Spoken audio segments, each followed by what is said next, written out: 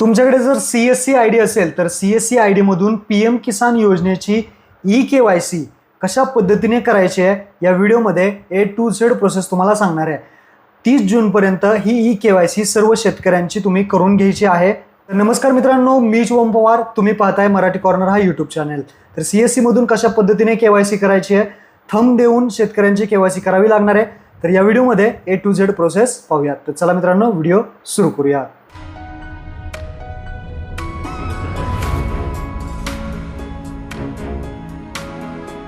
तर सर्वात प्रथम CSC केंद्र चालकांनी pmkisan.gov.in या वेबसाईटवरती यायचं आहे। या वेबसाईटवरती आल्यानंतर राईट साईड कॉर्नरला तुम्हाला ऑप्शन दिसेल एक्सटर्नल लॉगिन्स। तर एक्सटर्नल लॉगिन्सवरती क्लिक करून CSC लॉगिन हा जो पहिला ऑप्शन आहे त्यावरती क्लिक करायचा आहे। त्यानंतर CSC ID आपला पासवर्ड टाकायचा आहे आणि कॅप्चा टाकून लॉग इन करायचं आहे।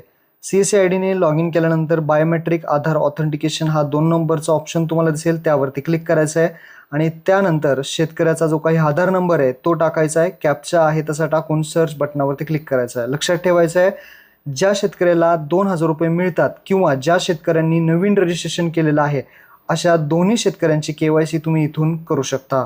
तर आधार नंबर फक्त टाका आणि जो काही कॅप्चा आहे तो आहे तसा टाकून सर्च बटनावरती क्लिक करा। त्यानंतर तुम्हाला पेमेंट करायचं आहे 5 रुपयाचं। इथे पेमेंट करताना एक काळजी घ्यायची आहे, ज्या शेतकऱ्याचा अंगठा उठेल असं तुम्हाला वाटतंय त्याच शेतकऱ्यांची KYC इथून करा, नाहीतर KYC करू नका। तुम्ही डायरेक्ट मोबाईलच्या ॲपच्या माध्यमातून फेस लॉग इननी KYC करा। आता पेमेंट झालं की इथं जे काही कॅप्चा आहे तो पुन्हा टाकायचा आहे आणि मोबाईल नंबर विचारला जाईल। आधारला जो रजिस्टर असेल शेतकऱ्याचा नंबर तो नंबर टाका, गेट मोबाईल OTP वरती क्लिक करा आणि मोबाईल OTP जो येईल, मोबाईलवरती OTP येईल 4 डिजिटचा, तो टाकून सबमिट OTP वरती क्लिक करा। जर मोबाईल नंबर ऑलरेडी एक्झिस्ट दाखवत असेल तर दुसरा मोबाईल नंबर कोणताही घरातला टाकू शकता आणि तो मोबाईल नंबरवरती OTP सुद्धा घेऊन सबमिट OTP वरती क्लिक करायचा आहे। तर OTP टाकून आपण सबमिट करूयात। सबमिट केल्यानंतर आता तुम्हाला पुढची वेळ येते म्हणजे शेतकऱ्याचा अंगठा घ्यायचे। तर पुन्हा एकदा सांगतो, लक्षात ठेवा, आता इथे मंत्राचा ऑप्शन आलेला आहे शेवटचा, कॅप्चर फॉर मंत्रावरती क्लिक करायचं आहे। त्या अगोदर बायोमेट्रिक डिव्हाइस कनेक्ट असणं गरजेचं आहे। इथे माझं कनेक्ट आहे, तर कॅप्चर फॉर मंत्रावरती क्लिक केलं की ओके होईल आणि त्यानंतर इथे पहा पुट युअर फिंगर येईल, म्हणजे शेतकऱ्यांनी अंगठा ठेवायचा। अंगठा ठेवला की इथे पहा सक्सेस दाखवेल, म्हणजे शेतकऱ्याचा अंगठा उठलेला आहे। आता ओके करायचं आहे, परंतु ऑथेंटिकेशन कंप्लीट होणं गरजेचं आहे।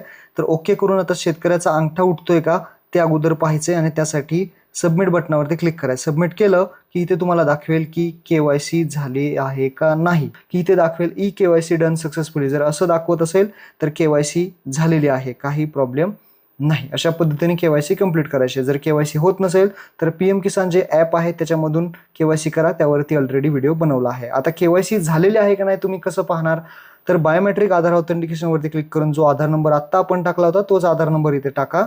त्यानंतर इमेज टेक्स्टवरती क्लिक करा आणि कॅप्चा टाकून सर्च बटनावरती क्लिक करा। तुम्ही आत्ता KYC केली की लगेच तुम्ही इथे चेक करू शकता की KYC झालेले आहे का नाही। तर तुम्हाला असं दाखवेल eKYC ऑलरेडी डन। तर अशा पद्धतीने CSC मधून KYC करू शकता। महत्त्वपूर्ण हा व्हिडिओ होता। सर्व CSC चालकांना शेअर करा। धन्यवाद।